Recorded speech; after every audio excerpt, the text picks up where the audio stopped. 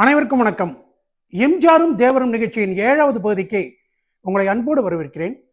இந்த நிகழ்ச்சிக்கு தொடர்ந்து ஆதரவளித்து வரும் நல்ல உள்ளங்களுக்கு இந்த நேரத்தில் என் இதயம் கனிந்த நன்றியை தெரிவித்துக் கொள்கிறேன். நேற்றைய பதிவில் வேட்டைக்காரன் படத்தை பற்றி நாம் பார்த்தோம். வேட்டைக்காரன் பற்றி இன்னொரு முக்கியமான ஒரு விஷயம் இருக்குது. இந்த படம் எடுக்கும்போது நடந்த ஒரு இன்ட்ரெஸ்டிங்கான விஷயம். அது வரைக்குமே பார்த்தீங்கன்னா தேவர் ஃபிலிம்ஸ்க்கு கேவி மகாதேவன் தான் இசையமைச்சிட்ருக்காரு. தொடர்ந்து அவருடைய முதல் படத்துலேருந்து எல்லா படமுமே பார்த்தா கேவி மகாதேவன் தான். ஆனால் டிஸ்ட்ரிபியூட்டர்ஸ் என்ன சொல்கிறாங்க அப்படின்னா, இந்த ஒரு படத்துக்காவது எம்எஸ் விஸ்வநாதன் இசையமைச்சா நல்லாயிருக்கும், அதனால் நீங்கள் எம்எஸ்வியை கேளுங்க அப்படின்னு டிஸ்ட்ரிபியூட்டர்ஸ் சொல்கிறாங்க. ஸோ தேவர் என்ன பண்ணுறாரு, இடுப்பில் நிறைய பணத்தை எடுத்து கட்டிட்டு எம்எஸ்வியை பார்க்குறதுக்கு வீட்டுக்கு வர்றாரு. வந்துட்டு எம்எஸ்விகிட்ட சொல்கிறாரு, இந்த மாதிரி டிஸ்ட்ரிபியூட்டர்ஸ்லாம் ரொம்ப ஆசைப்படுறாங்க, இந்த வேட்டைக்காரன் படத்துக்கு நீங்கள் தான் இசையமைக்கணும் அப்படின்னு சொல்லி கேட்குறாரு. இவங்க பேசிகிட்டு இருக்கிறதெல்லாம் எம்எஸ்வியோட அம்மா வீட்டுக்குள்ளேருந்து கேட்டுட்ருக்காங்க. அவங்க கூப்பிட்றாங்க, டே விஸ்வநாதா இங்கே வா அப்படிங்கிறாங்க. மெல்லிசை மன்னர் உள்ளே போகிறாரு. போன உடனே அவங்க அம்மா என்ன சொல்கிறாங்கன்னா, ஓங்கி பலார்னு ஒரு அறை விட்றாங்க எம்எஸ்விக்கு. விட்டுட்டு என்ன சொல்கிறாங்கன்னா, நீ கோரஸ் பாடுறதுக்காக சேலத்துக்கு போன போது கோரஸ்லாம் பாடிட்டு இருந்தால் உனக்கு ஒரு ஃப்யூச்சரே இருக்காது. நீ கோயம்புத்தூர் போகணுன்னு சொல்லி உனக்கு ஒரு வேஷ்டி சட்டை எடுத்து கொடுத்து ₹2 கொடுத்து உனக்கு கோயம்புத்தூருக்கு அனுப்பிச்சு உன்னோட வாழ்க்கையில் ஒளிவொலிக்கு ஏற்றிருந்த கேவி மகாதேவன் மாமா, அவர் இசையமைக்கிற கம்பெனிக்கு நீ இசையமைப்பியா? அந்த அளவுக்கு நீ ஒரு நன்றி கெட்டவன் ஆயிட்டியா அப்படின்னு சத்தம் போட்டிருக்காங்க. இங்கே எம்எஸ்விக்கு ஒரு அறை விழுந்தது பாருங்க. அந்த சத்தம் வெளியே கேட்டிருக்கு. தேவர் சொல்லிக்காம கொள்ளைக்காம வீட்டை விட்டு கிளம்பிடுறாரு. அதுக்கு பிறகு மெல்லிசை மன்னர் ஒரே ஒரு தேவர் ஃபிலிம்ஸ் படத்தை கூட அவர் இசையமைச்சதே இல்லை. ஆரம்பத்திலேருந்தே இல்லை. இந்த வேட்டைக்காரன் படத்தில் இந்த நிகழ்ச்சி நடந்த பிறகு அவர் இறுதி வரைக்கும் தேவர் ஃபிலிம்ஸ் படத்துக்கு மெல்லிசை மன்னர் இசையமைச்சதே இல்லை.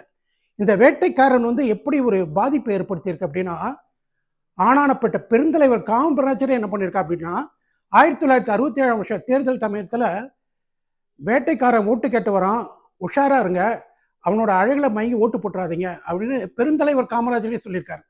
அந்த அளவுக்கு பெருந்தலைவரையே பாதித்த ஒரு படம் வேட்டைக்காரன்.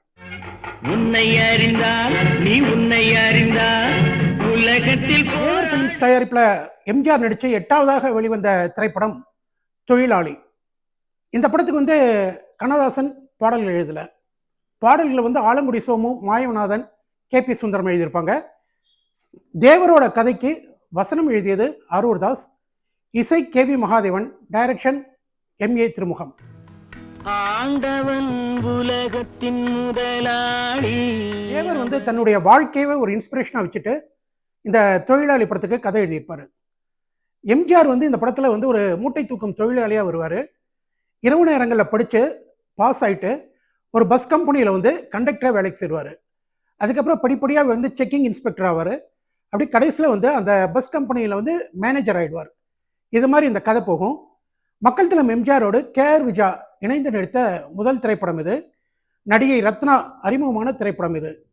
இந்த படத்தில் எல்லா பாடல்களுமே சூப்பர் ஹிட் பாடல்கள். கேவி மகாதேவன் இசையில் ஆண்டவன் உலகத்தின் முதலாளி அந்த பாட்டு, அதே போல் பார்த்தீங்கன்னா அழகன் அழகன் பேரழகன்னு எல்லா பாடல்களுமே சூப்பர் ஹிட் பாடல்கள். வழக்கம் போல் வெற்றி வெற்றி நான் வெற்றி அடைஞ்சிட்டேங்கிற வசனம், அதே போல் ரசிகர்களை கவர்ந்து இருக்கக்கூடிய சண்டை காட்சிகளோட இந்த படம் 100 நாட்களுடைய ஒரு வெற்றி திரைப்படம். மக்கள் திலகம் எம்ஜிஆர் தேவர் காம்பினேஷன்ல 9வதாக வெளிவந்த திரைப்படம் கன்னித்தாய். 10/9/65 என்று இந்த படம் ரிலீஸ் ஆச்சு. இந்த படத்துக்கு வசனம் எழுதியது ஆர்.கே. சண்முகம். இந்த படத்துல எல்லா பாடல்களுமே பஞ்சோர் நாசலம் எழுதியிருப்பாரு. இசை கேவி மகாதேவன், டைரக்ஷன் எம்ஏ திருமுகம். கன்னித்தாய் படம் தான் தேவர் பிலிம்ஸ்ல ஜெயலலிதா நடித்த முதல் திரைப்படம். சென்னையில் 1964 சஃபயர் தேட்டர் கட்டுறாங்க. அந்த சஃபயர் தேட்டரில் இங்கிலீஷ் படம் மட்டும்தான் ரிலீஸ் பண்ணுவாங்க. தமிழ் படம் ரிலீஸ் ஆனதே கிடையாது. அந்த சஃபயர் தேட்டரில் முதல் ரிலீஸ் ஆன தமிழ் படம் கன்னித்தாய். கன்னித்தாய் படத்தில் எம்ஜிஆர் ஒரு மேஜராக நடிச்சிருப்பார். ஒரு சண்டையில் அவருடைய நண்பர் இறந்துருவார். இறக்கிறதுக்கு முன்னால் ஒரு பொறுப்பை எம்ஜிஆர்கிட்ட கொடுத்துட்டு இறப்பார். என்ன அப்படின்னா, அந்த நண்பருடைய குழந்தை குண்டக்கல்ல ஒருத்தர் வீட்டில் வளர்ந்துட்டு இருக்கும். அந்த குழந்தைக்கு ஏகப்பட்ட ஆபத்துகள் சொந்தக்காரங்களால் இருக்கும். அதனால் நண்பர் என்ன சொல்லுவார்னா, குண்டக்கல்லேருந்து என்னுடைய குழந்தையை கூட்டிகிட்டு சென்னையில் போய் நீங்கள் தான் காப்பாற்றணும், ஏன்னா அந்த குழந்தையோட சித்தப்பா மூலமாகவே அந்த குழந்தைக்கு ஆபத்து இருக்குது, அதை காப்பாத்துங்கன்னு சொல்லிட்டு இறந்துருவாரு. மக்கள் தலைவர் எம்ஜிஆர் குண்டக்கல்லேருந்து அந்த குழந்தையை சென்னைக்கு கூட்டிட்டு போறது தான் கதை. அப்பொழுது நடக்கும் பிரச்சனைகள் தான் இந்த படத்தோட கதை. தேவைக்காக மக்கள் தலைவர் எம்ஜிஆர் என்ன வேணா செய்வார் அப்படிங்கிறதுக்கு ஒரு சிறந்த உதாரணம் கன்னித்தாய் படம். இந்த படம் 14 நாட்கள்ல எடுத்து முடிக்கப்பட்ட படம். எம்ஜிஆர் வச்சு 14 நாள்ல ஒரு படம் எடுக்கிறது அப்படிங்கிறது பெரிய விஷயம். அதை எம்ஜிஆர் பண்ணியிருப்பாரு.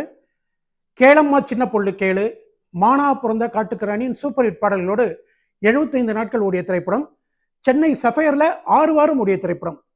சென்னை சஃபயர்ல 1 வாரம் 2 வாரம் ஒரு படம் ஓடினாலே பெரிய விஷயம். அங்க 6 வாரம் ஓடிய படம் இது.